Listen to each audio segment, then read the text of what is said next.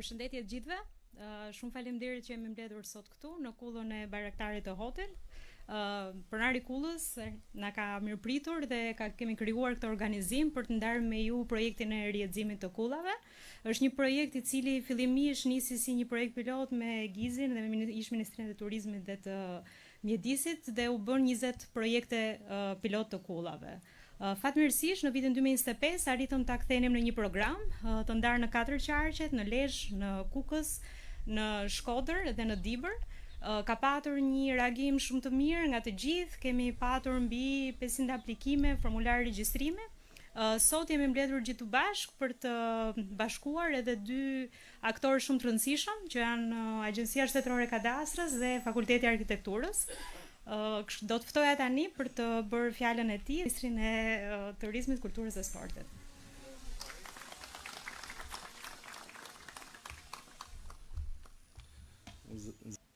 Këtë më përshtypja që peizazh krejt ndryshëm nga ajo që është e zakonshme e jonë, e zakonshme e zonave të lëndura urbane, apo që është peizazh shumë më i gjerë edhe i gjelbruar, edhe duket liqeni, duket majet e maleve.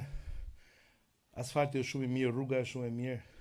Anash rrugës kemi shumë shishe, qese, edhe mbetje, të cilat nuk duhet janë pjesë e peizazhit tonë dhe pjesë e mënyrës se si ne e jetojmë vendin tonë. Edhe do doja që ta si them, nuk e di, ndoshta duhet të ofrojmë dhe ne gjithçka mundemi që të ndihmojmë në këtë aspekt. Se ndoshta kjo është një nga pjesët më të vështira edhe se sa marrëveshjet, edhe se sa gjetja e financimeve apo e studimeve që ka të bëjë me mënyrën se si ne e jetojmë vendin tonë.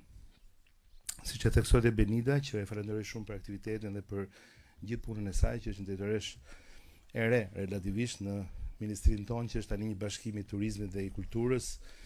Brenda është dhe rinia dhe sporti, po turizmi dhe kultura në vetvete besoj mjaftojnë për të thënë dhe për ta dhënë gjithë mesazhin që çfarë rëndësie ka kjo për gjithë ne, për mënyrën se si ne duhet ta evokojmë, ta tregojmë, ta kërkojmë, po edhe ta mbrojmë dhe ta konservojmë dhe ta rihetëzojmë dhe ta përshkruajmë traditën të shkuarën. Programi synon pikërisht mbroj një nga elementet më përfaqësues të identitetit tonë kulturor në Shqipërinë e Veriut, duke bërë atë pjesë aktive të jetës sotme. Në të njëjtën kohë ai kontribuon në kthimin e kësaj trashëgimie në një aset me vlerë për zhvillimin ekonomik, social të komuniteteve lokale, dhe këtu duhet të ndalemi shumë fort se kjo është një tjetër pjesë e rëndësisë të jashtëzakonshme që ka programi, që lidhet edhe me këtë javë që ne kemi dedikuar punësimit, në përgjithësi kemi dedikuar patjetër edhe pensioneve, edhe në përgjithësi gjithë forcës që duhet të sjellë ekonomia, sa i takon pagave, sa i takon mirëqenies, sa i takon punës, në kuptimin e një pune me të ardhura sa më të larta dhe sa më të drejta dhe sa më të mira, në kuptimin e vendeve të punës cilësore. Programi i rrjedhimit të kullave në Shqipërinë e Veriut është aktualisht në një fazë tashmë, siç e tha dhe Benida, të konsoliduar, dhe gjatë, siç e tha Benida, gjatë një periudhe të mëparshme është punuar dhe u shkua deri tek 20 kullat.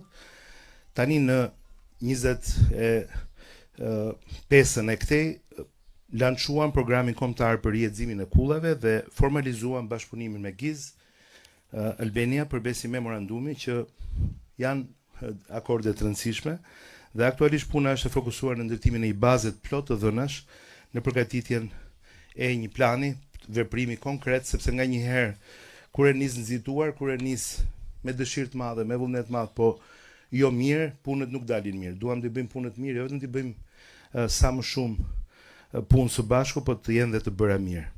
Në këtë fazë janë ndërmarrë aktivitetet kryesore si inventarizimi i kullave në 4 qarqet, në Lezhë, në Shkodër, në Dibër dhe në Kukës, hartëzimi digjital përmes një sistemi GIS, analiza e statusit ligjor dhe pronësisë, zhvillimi i koncepteve të projekteve të restaurimit në bashkëpunim me Fakultetin e Arkitekturës dhe hartimi i rekomandimeve për funksionalizimin në fusha si muzealizimi, etnografia, muzikologjia, trashëgimia kulinare e tjerë. Paralelisht për përgatitet një programi plot dhe integruar i gjithë rrjedhimit dhe i vënies në përdorim në kuptimin e plot të fjalës të këtyre objekteve. të cilat janë në fakt edhe ndërmarrje nga pikpamja ekonomike, por edhe qendra në kuptimin e përfshirjes së njerëzve, qendra sociale, qendra të cilat do të lidhin, do të elektrifikojnë në një farë mënyrë, nëse do ta merrni si një metaforë, një hartë të madhe ku këto mikro itinerare, mikro pika interesi, këto mikro qelizat do të kishin pastaj një vlerë edhe më të madhe për ata që vinë dhe vizitojnë Shqipërinë apo që duan të kthehen për ta vizituar atë në qarqe të një pasnjëshme. Janë inventarizuar dhe dokumentuar 523 kulla, duke përfshirë, siç e tham, gjithë të pjesë të komponentëve të tyre, po sidomos edhe nga pikpamja e potencialit turistik, pra dhe ndërveprimi i tyre me zona dhe me qytetat apo fshatrat apo lagjet ku ato ndodhen, është ngritur një platformë digjitale dhe një instrument i vërtet planifikimi dhe vendimarrje pason për këtë gjë. Deri më tani janë zhvilluar disa takime, se fjala seminar është pak si e lodhshme kur e thua, sensibilizuese me mbi 300 pjesëmarrës, pra ky është një proces i cili po përfshin shumë njerëz, shumë ekspert, shumë njohës nga komunitetet, po edhe ata që janë direkt pronar, trashëgimtar e tjerë të këtyre objekteve, në 13 bashki, duke krijuar një lidhje të drejtë për drejtë edhe me universitetet, ku 39 studentë, disa prej tyre besoj kemi sot këtu, kanë kontribuar dhe janë realizuar pra 28 projekte restaurimi. Në këtë proces janë mobilizuar 8 fusha të ndryshme ekspertize, duke garantuar dhe një qasje multidisiplinare. Në këtë kuadër, një element i rëndësishëm i programit është ndërthurja e trashëgimisë materiale me atë jo materiale. Në aspektin material, natyrisht fokusi qëndron ke kullat në vetvete si objektet të trashëgimisë mbështetura nga këto projekte të këtyre studentëve dhe modelet konkrete të restaurimit tyre. Në aspektin jo material, elementë si lahuta, xhubleta apo oja, të përfshira tashmë dhe në aplikimet tona në listat e UNESCO-s, disa prej tyre të miratuara, disa në proces, përbëjnë një pjesë thelbësore të identitetit kulturor që lidhet drejt për drejt me këto hapësira.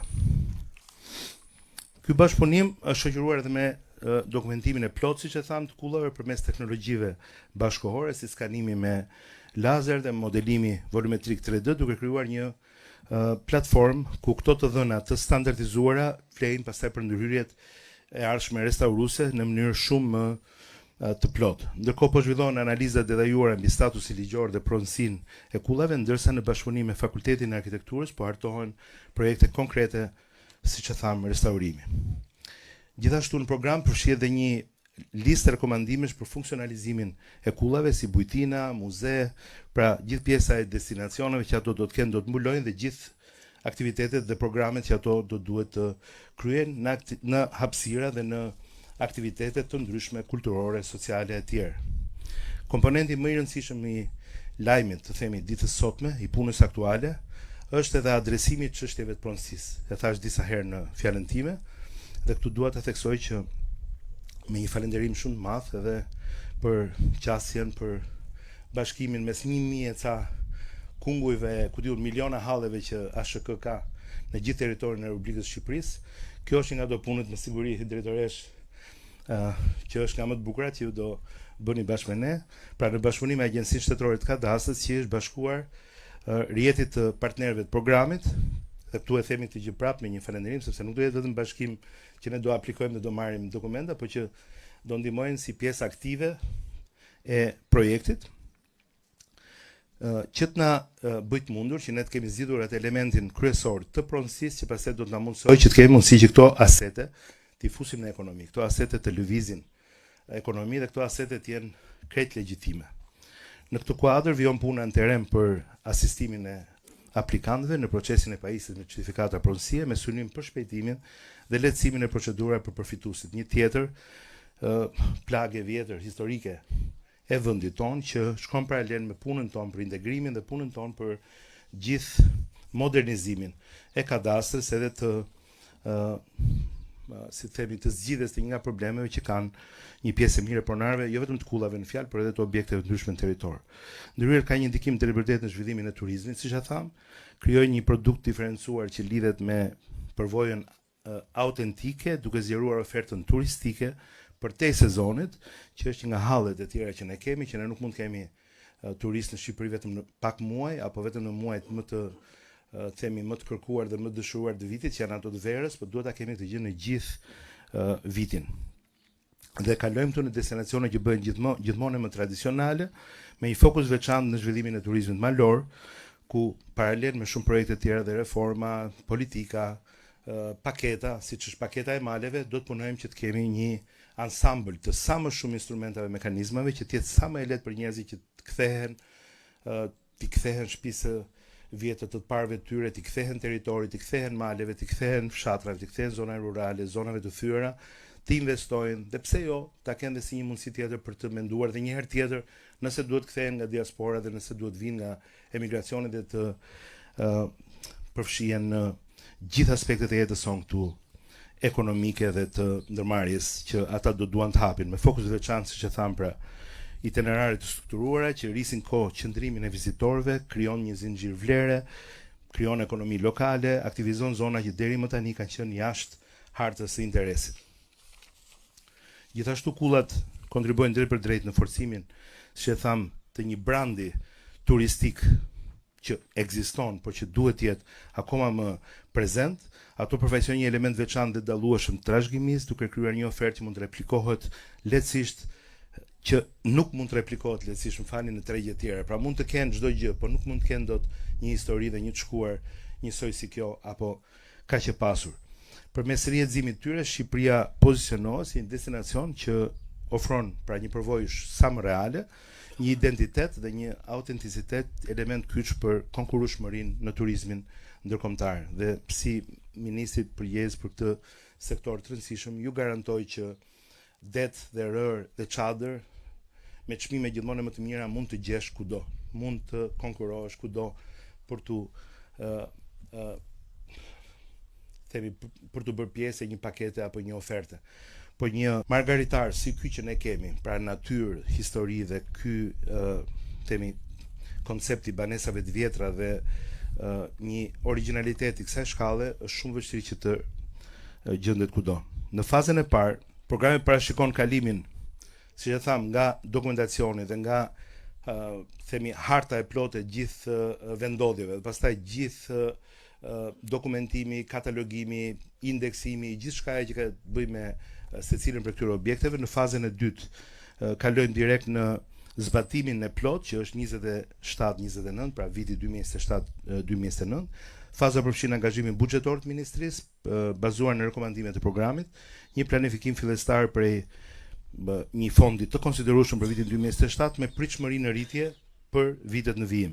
Natyrisht që këtu do futen shumë faktor, ne jemi duke punuar fort për krijimin e një fondi të veçantë për trashëgiminë kulturore, pra duke riaktivizuar fondin e kujdesit për trashëgiminë, por edhe për një kujdes më të madh në buxhetim, për shkak se ne me reformën e ligjit sponsorizimit, me reformën e ligjit ardh nga tendrat, me reformën brenda ministrisë me institucionet tona të varësisë, me një pjesë të investimeve që ne parashikojmë të kryejmë përmes filantropisë, siç është për shembull rasti i Fondacionit Besa dhe Muzeu Besa, do krijojmë rezerva të tilla buxhetore, në mënyrë që me fondet që ne kursejmë, nga ato fonde që ne deri sot i jepnim për shkak se këto fonde nuk ekzistonin, në mënyrë indirekte ose direkte do të kemi më shumë financim për këto programe, të cilat natyrisht pastaj institucionet tona të varësisë dhe gjithë pjesa e bashkëpunimit tonë me bashkinë dhe me partnerët do t'i bëjnë që të kthehen në një realitet, edhe që t'i jetojmë e t'i gëzojmë për gjithmonë. Faleminderit.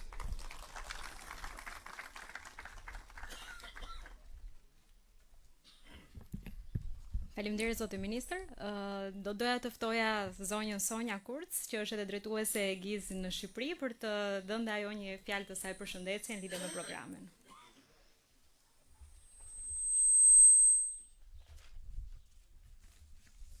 Thank you very much. Dear Minister, dear partners, distinguished guests, for me it's a great pleasure to be here today and do the signing for, I think, a very special program. Because when we came here on the way in the car, we discussed what has changed in the last 5 years in this area. And in Albania, there was a lot of change and enormous change, and especially if you look at the north, if you see the road to Teth, if you see the development of the area, and if you bring everything together, you also can see that there is something really coming to the north and profiting to the north. So I think this Towers tour, what we're naming it, I think it's a great development we see. And also today's event is not only about the towers, and it was also mentioned by the ministers, it's about identity, it's about heritage, it's about the people living here, and it's about a lot of new opportunities which arise of coming up of these buildings or of these new modalities you have. So in just 2 years ago, the project, so we are implementing a project which is called Sustainable Rural Development, and this project is financed by the Germans, by the Swiss, and by the British government. So we came up with a very simple idea, and this is how could we use these traditional houses of northern Albania, and how do they become part of a really sustainable economic development concept. So we had this tower tour pilot, and this is how we are also working. We're piloting some issues, we are piloting cycling roads, we are piloting wineries, bringing them together, we are piloting for hiking tours and whatever, and or for agritourism. And so we also came up, how do we bring this very exciting towers together in one tour. We started and we did this with the local communities, and we connected 20 towers, trying what's happening. We were training the people in hosting guests. We were building skills, how do we work with this, improving the services around the towers, and how could they promote these unique assets. So, and what we saw was really exciting. Yes, and it was also when I was last year at the ITB in Berlin, where we were really presenting this. There was a very proud staff or owners of Kulas really explaining. It's okay. No, so really explaining what has changed in their communities according to this. So we saw it was very powerful, and this is why we also saw how the communities involved saw or were rediscovering their pride and in their heritage.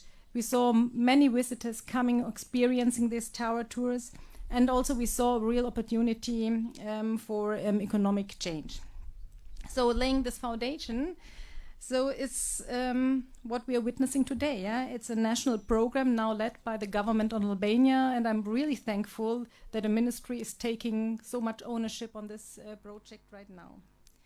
And our role as GIZ is not doing successful projects only, it's really about building up sustainable systems or some sustainable ideas which we can hand over, and I think this is one of the successful ones.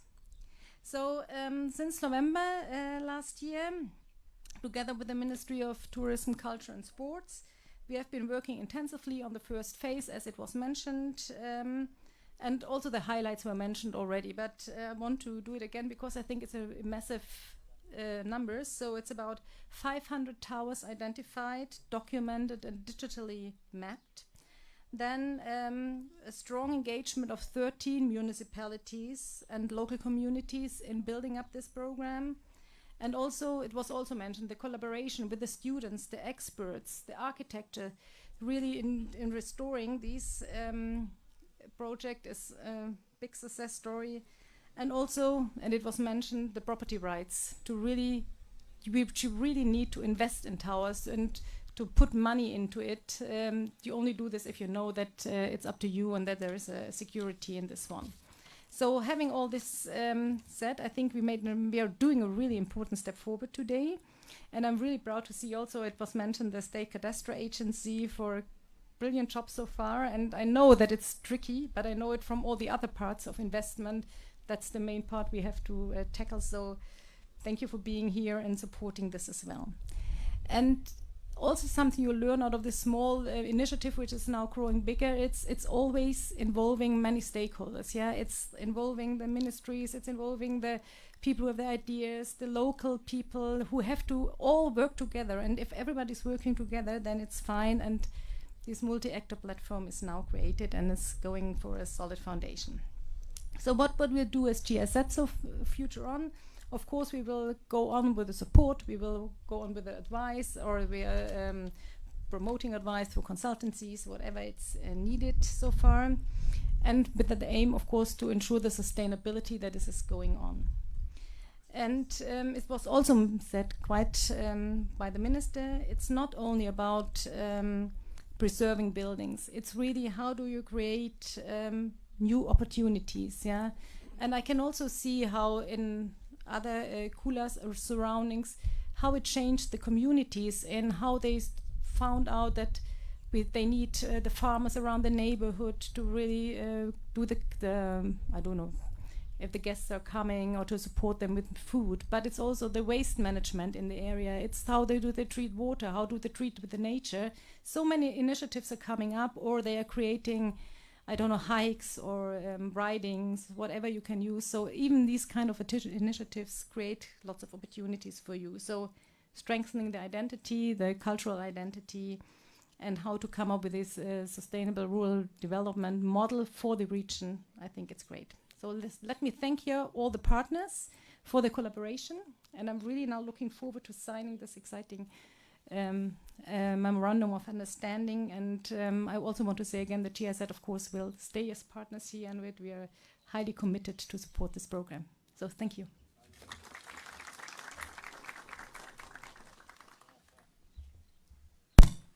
Për të vijuar me dy nga aktorët le të themi, të cilët kanë ndjekur gjithë procesin dhe si tha zoti ministër, kanë ndjekur edhe pjesën e trashëgimisë materiale dhe jo materiale, do e ftoja profesor Florianën Pravishtën dhe më njëherë më pas profesoreshën Zëshuna Përditonuzi.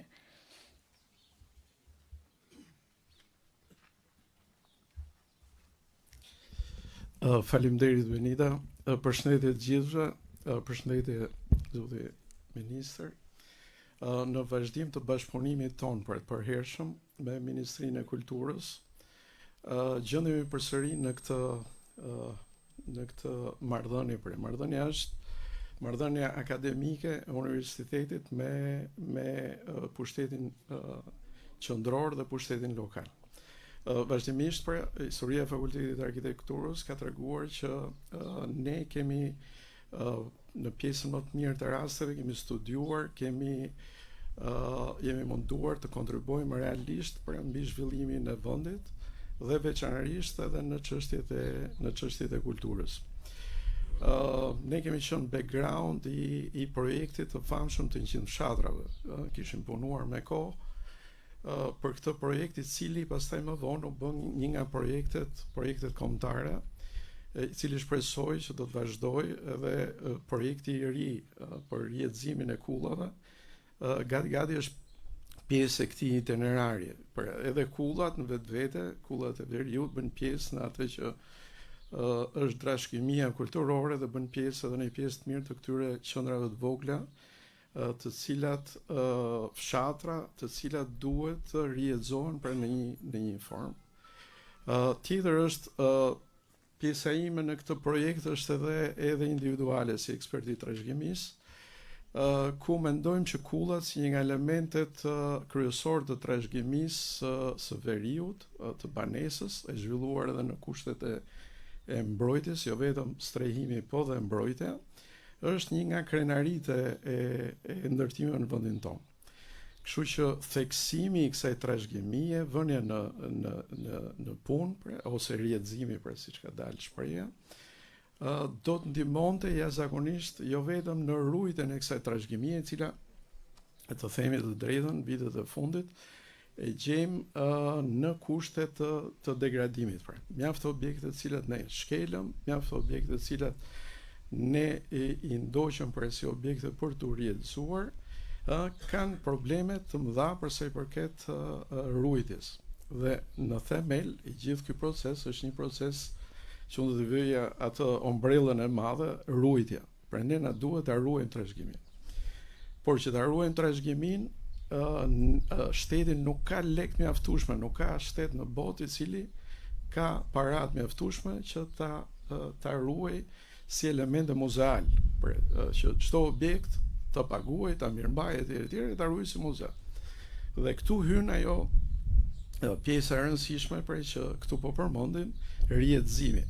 Pra vetvete është restaurimi dhe rjetëzimi i kullave si fenomen, ku rjetëzimi bie jetë, nëse kulla do përdoret edhe mirëmbahet. Nëse kulla do përdoret, do nxjerrë edhe të ardhurat për ta mirëmbajtur. Dhe ky është qëllimi bazal. Kështu që ne do përqendrohemi, pra gjithë aksioni do të përqendrohemi në rujtjen maksimale të kësaj trashëgimie, nëpërmjet ripërdorimit dhe gjenerimit të të ardhurat të cilat do të ndihmonin për mbajtjen e tyre. Pjesa tjetër është, unë jam edhe një nga përfaqësuesit e Fakultetit të Arkitekturës dhe të Urbanistikës, i cili ka marrë pjesë në pjesën e parë, por tashmë zyrtarisht do të bëhet dhe partner i Ministrisë Kulturës, që ne jemi partner me kohë dhe kemi bashkëpunuar në vazhdimsi, por do të shtoj edhe kontributin. Kështu që këtu kemi ardhur me 28 punime, 28 kulla, të cilat janë punime të studentëve, por jo të studentëve thjesht. Janë studentë të vitit 5 të masterit, të cilat kanë edhe kapacitetet mjaftueshme për të kuptuar dhe interpretuar këtë lloj trashëgimie. Kështu që 28 modelet për të rrjedhëzimit ne i kemi të shfaqur në këtë ekspozitën. Çfarë propozojmë?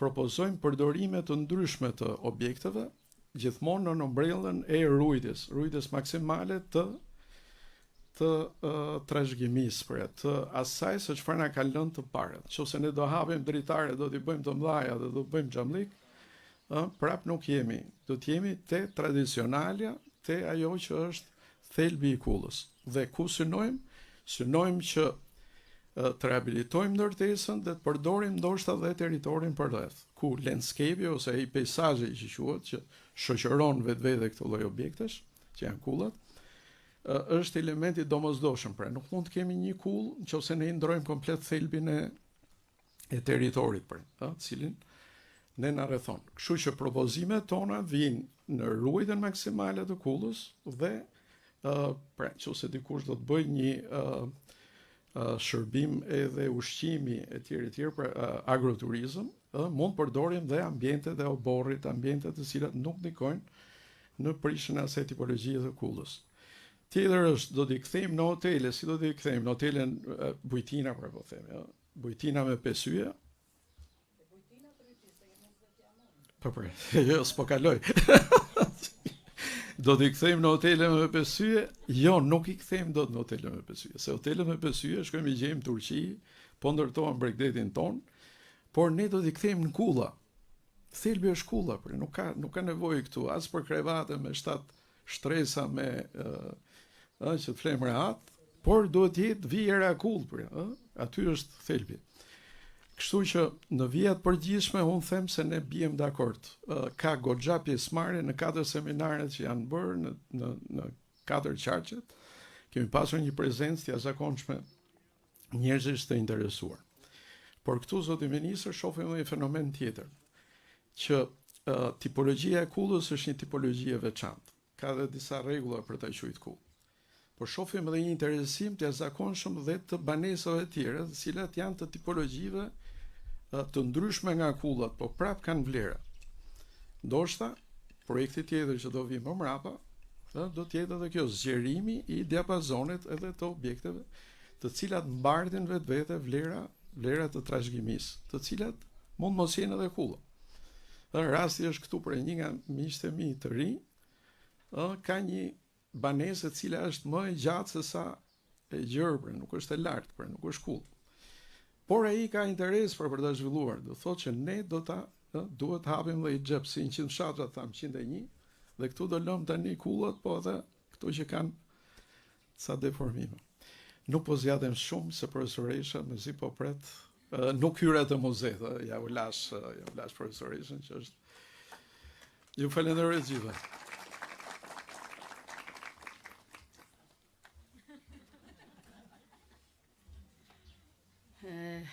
Përshëndetje të gjithëve.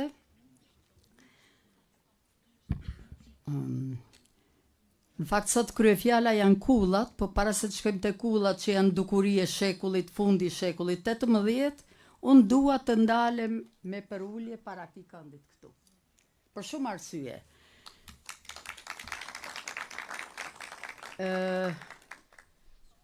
Të tre përfaqësuesit tuaj, Dhëndri se është i bashkangjitur aty ke Nusja, tashmë po e pushtojnë UNESCO-n, s'dima do metet karrike më për UNESCO-n, kemi plot të tjera, gjëra shumë interesante. Unë fillesat e punës time i kam pas pikërisht në vitin 1972 në këtë zonë. me rekomandim të Rogzojzit, të mirënjohurit etnografit, pionerit parë të shkencës etnografike në Shqipëri, më thot Afrodit, nëse do të kesh sukses, të bësh etnografe e mirë, duhet ta fillosh ekspeditën në zonën e Alpeve të Shqipërisë. Dhe ka qenë ekspedita e pare imja, pra e kam filluar në zonën e Nikaj Mërturit, Dugagjinit, këtej nga Kelmendi, dhe këtu i kam të gjitha ato që i kam njohur, veç ato ojet i kemi pak ma poshtë, nuk i kemi të kësaj zone, ojet që po bën zonja atje. Dhe për herë të parë jam njohur me xhubletën për së gjalli, dhe eshur nga një zonjë që po shkonte në dasëm, pikërisht në Lek Bibaj. Me thënë drejtën, e befasuar nga valzimi, nga silueta asaj xhublete, nga trupi i madh asaj gruaje, unë isha më dukesh vetja si një miz para saj, dhe madje më thot dikush, tha ti s'bën, tha për ne, tha ti keme vetë këtu, tha smartohesh njëherë, se nuk të rrinë xhubleta. Këtu e bëj këtë hyrje, kemi fillesat e qytetërimit shqiptar me xhubletën me një histori mbi 4000 vjeçare, e cila jo se ka qenë vetëm në këtë zonë, se nga njem kam pas në një keq kuptim me në një studius apo me në një person tjetër. Xhubleta ka pas një përhapje në gjithë pellgun e Mesdheut, por merita që xhubleta mbeti në Alpet e Shqipërisë, pas shumë rrudhjesh, pushtimesh dhe popullsi e asaj kohe e ardhur në zonën e Alpeve, kërkoj besë në këto Alpe për ta ruajtur xhubletën, dhe Alpet ja dan besën. Për fat të mirë, na ka ardhur deri në ditët e sotme dhe ne krenohemi me te. Po ashtu kemi lahutën, me të cilën shoqëroheshin këngët e kreshnikëve, pra ajo mesjeta e hershme, pikërisht është shoqëruar me këtë instrument që është po gjithashtu shumë i vjetër. Kësaj i bashkohen edhe kullat, të cilat për arsye historike dhe sociale nisën në këtë vend, në këtë zonë, por të shpërndara, siç e dim, edhe në Burrel dhe në Kukës, në krahin e Matit përgjithsisht, dhe në Dibër, në Tropoj, të cilat vërtet na vinë si muze të gjallë që na flasin jo vetëm për historinë e ndërtimit, për të cilët Flori foli, por edhe për jetën, organizimin shoqëror që është bërë që e ruajnë pikërisht këto kulla, historinë e tyre. Dhe unë si përfaqësuese e grupit të trashëgimisë kulturore, të themi, më dha leje dhe mondi të flas, edhe Mikaela që sot mungon, fokusi ynë në këtë projekt është që të ndërtojmë në rastin e muzeve, por edhe në Bujtina, në fakt, nuk do t'i lëm dorë aq të lirë Florit, por dhe në Bujtina do jemi rigoroz në ruajtjen e elementeve të qenësishëm. Dhe ky ka qenë qëllimi ynë, i paraqitur në takimet që kemi bërë, takime shumë të suksesshme, do t'i konsideroja, sepse vërtet është bashkë biseduar me personat, me pronarët, me njerëzit e interesuar,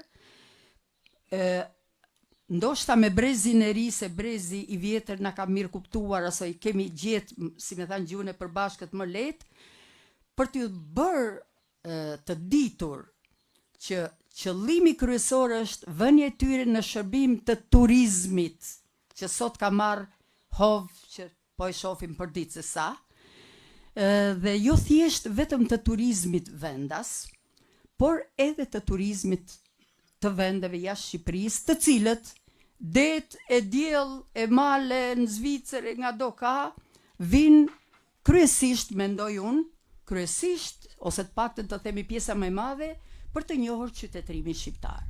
E kësaj ne na takon që këtë punë ta bëjmë. Me këtë rast, unë falenderoj Benita e re, tha ministrin punë, e re edhe në moshë është, por ka bërë punë, dhe me këtë rast gjej, dëmën ta falenderoj për seriozitetin, për punën mjaft të mirë, edhe për gjetjen e këtij grupi, që ka marrë përsipër të bëj këtë rijetëzimin e kullave.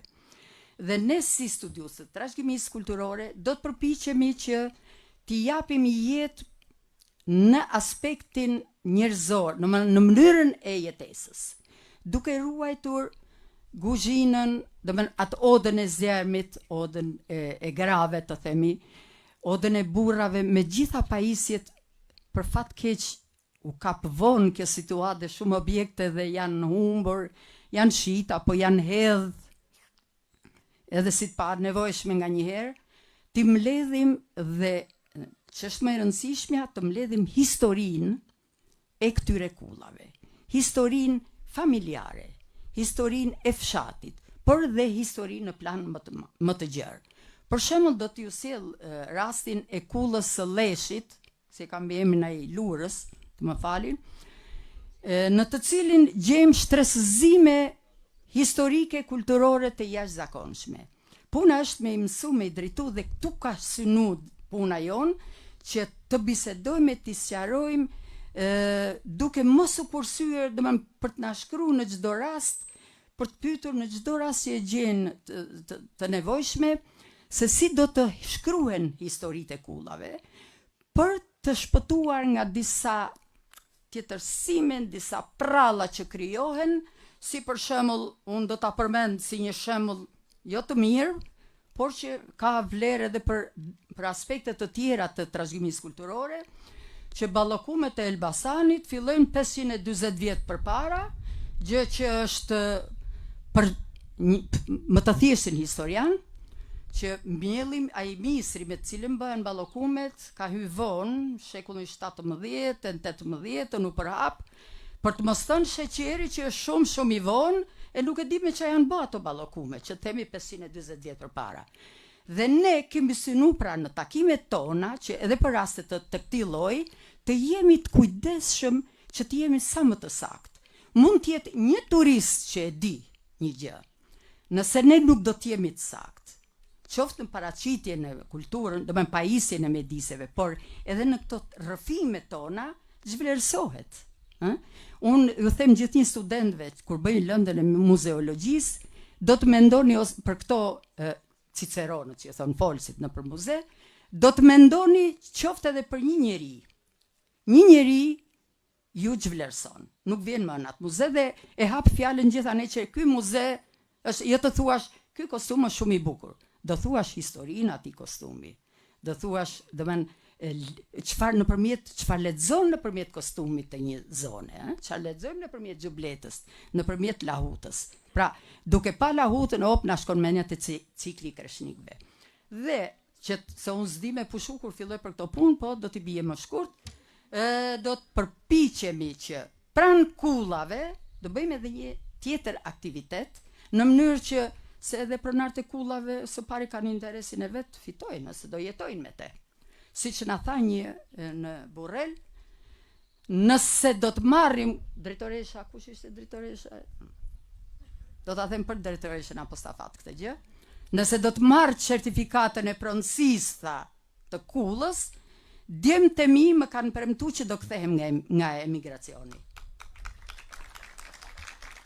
Kështu që unë nuk po e zgjas më tej, ju faleminderit që më patë durimin të ndigjoni, paqim sukses dhe i ftoj ndoshta këtë drejtoreshën të vit të shoh ca kulla, që ta përshpejtoj jashtë radhe ta fusi atë. Faleminderit.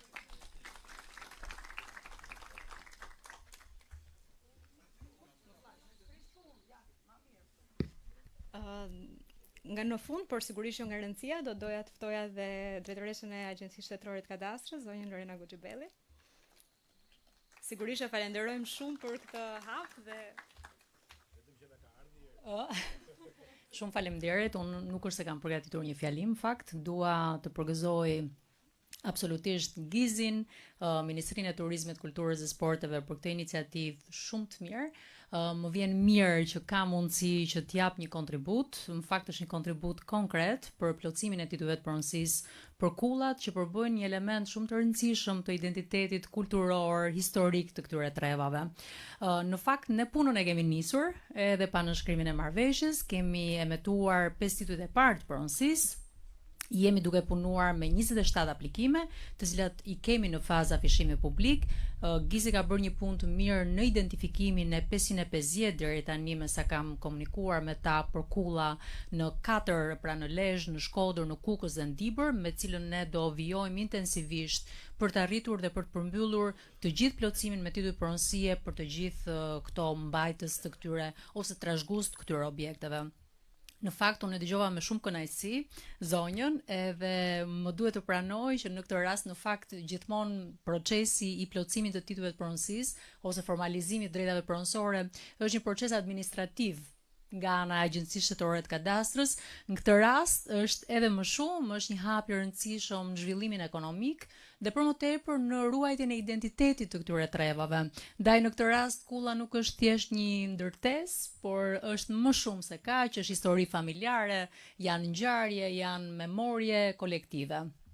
Unë nuk dua të zgjatem, jam e sigurt që ky lloj partneriteti do krijojë një sinergji shumë të mirë në shërbim të komuniteteve. Faleminderit.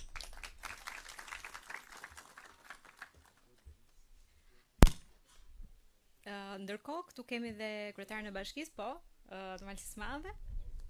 Ndërkohë, unë marr rastin të falenderoj shumë dhe Institutin Kombëtar të Trashëgimisë Kulturore dhe Drejtoritë Rajonale që kanë ndjekur në çdo hap pjesën e procesit. Faleminderit. Përshëndetje të gjithëve.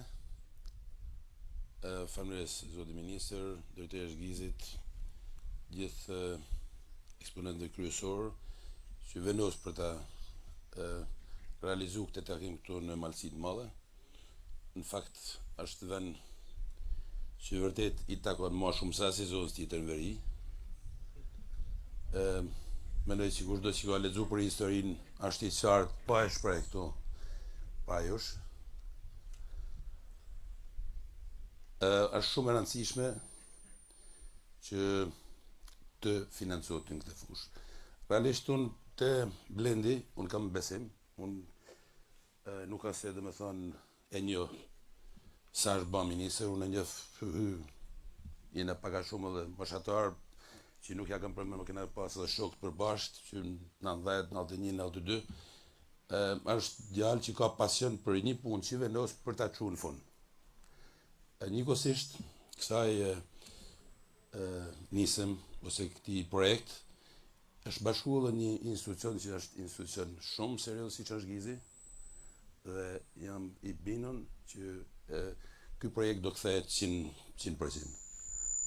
Njëkohësisht është shumë e rëndësishme fjala që ose premtimi ose marrëveshjet që do bëhet mes të organizmave dhe njëkohësisht edhe shkryes, sepse certifikata e pronësisë është një element shumë i rëndësishme në dorët e çdo banorit apo tek këto investime të cilat një pjesë mund të financohet nga Gizi, por pjesa tjetër mund të financohet edhe nga vetja apo edhe nga kreditë të ndryshme që qeveria shqiptare ka planifikuar që janë kredita të zbutna.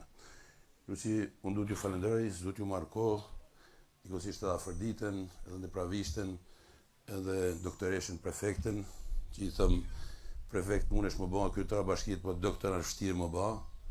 Kështu si doktoresh, si do që të vinë puna, doktoresh do të metesh. Faleminderit gjithëve. Gjithmonë në Malësinë të Madhe vetëm për gjëra të rëndësishme dhe të mira do ta takofshim. Ne rrezikojmë ta bëjmë edhe kështu pyetje përgjigje, po vetëm për pjesën e idealit profesor që pyete, që kishte edhe një shtëpi më të gjerë se sa të lartë. Ideja është që paketa maleve në këtë rast është me vërtet një platformë shumë e përshtatshme, e cila garanton jo vetëm që si të themi mes një ideje dhe një projekti të marrësh me njëherë një leje ndërtimi për zhvillimin e atij aktiviteti, por edhe të të bëj me njëherë me letra për sa kohë që bazuar në procedurat që ka vetë paketa, kalon në një etapë njohje të bashkisë, në një verifikim dhe në një afishim dhe pastaj në një themi vërtetim që të kthen dhe të bën pronar për atë pronë që e ke pas me drejta zakonore apo me një miratim nga Këshilli Bashkiak i bashkisë në atë rast, i cili vërteton, pasi dhe banorët vetë bien dakord që ajo ka qenë në përdorim prej shumë kohe të asaj familje. Nëse nuk ka dokumenta, nëse ka dokumenta akoma më kollaj, me paketën e maleve mund të bëjmë edhe që të përjashtohesh nga një sër taksash,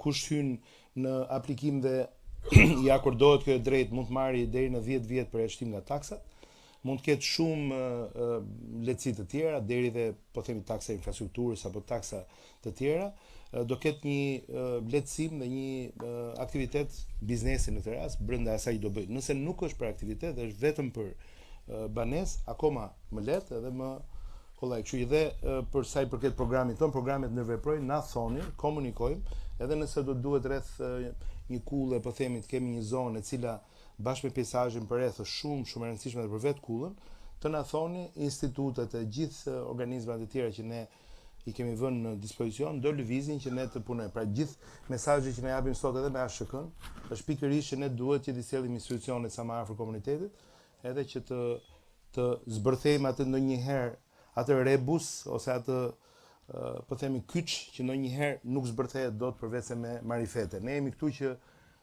pasporti të jetë vetëm transparencë, ndershmëri dhe shpejtësi në shërbim të qytetarëve. Kështu që mos na kurseni.